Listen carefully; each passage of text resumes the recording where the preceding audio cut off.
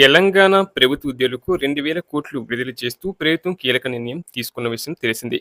ఉద్యోగులు, పెన్షన్దారులు దీర్ఘకాలిక బకాయిలను తీర్చేందుకు ఈ నిధులు కేటాయించారు. గత నెలలో మొదటి విడతగా 2,000 కోట్లు విడుదల చేసిన ప్రభుత్వం నెల రోజుల వ్యవధిలోని రెండో విడత నిధులను అందించింది. మొత్తంగా నెల రోజుల్లో 4,000 కోట్ల నిధులు ఉద్యోగుల ఖాతాలోకి చేరాయి. ఆర్థిక ఇబ్బందులు ఉన్నప్పటికీ ఉద్యోగ జేఏసీకి ఇచ్చిన హామీ మేరకు 100 రోజుల్లో 6,000 కోట్లు విడుదల చేసే లక్ష్యంతో ప్రభుత్వం ముందుకు వెళ్తుంది.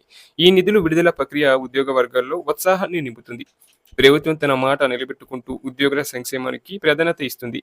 పదవి విరమణ చేసిన ఉద్యోగులు, జిల్లా పరిషత్ ఉపాధ్యాయులకు ప్రభుత్వం పెద్దపీట వేసింది. వీరికి సంబంధించిన జనరల్ ప్రావిడెంట్ ఫండ్ బకాయిలను 100% చెల్లించి పెండింగ్ బిల్లులు లేకుండా చేసింది. సెప్టెంబర్ 2025 వరకు ఉన్న కమ్యూటేషన్ బకాయిలన్నింటినీ పూర్తిగా జమ చేసినట్టు ఆర్థిక శాఖ తెలిపింది. 10,000 లోపు ఉన్న చిన్న చిన్న బిల్లులను ప్రత్యేకంగా గుర్తించి 5 లక్షలకు పైగా బిల్లులను 100% క్లియర్ చేశారు. ప్రస్తుతం జీపీఎఫ్ ఖాతాలకు సంబంధించి ఎటువంటి పెండింగ్ బిల్లులు లేవని అధికారులు స్పష్టం చేస్తున్నారు. రిటైర్డ్ ఉద్యోగుల ఆర్థిక ప్రయోజనాల విషయంలో ప్రభుత్వం తీసుకున్న ఈ నిర్ణయం ఎంతో మందికి మేలు చేస్తుంది.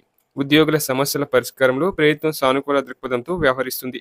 ఇక ఉప ముఖ్యమంత్రి, ఆర్థిక శాఖ మంత్రి మల్లు భట్టి విక్రమార్క మాట్లాడుతూ ఉద్యోగుల పట్ల ప్రభుత్వ చిత్తశుద్ధిని చాటుకున్నారు.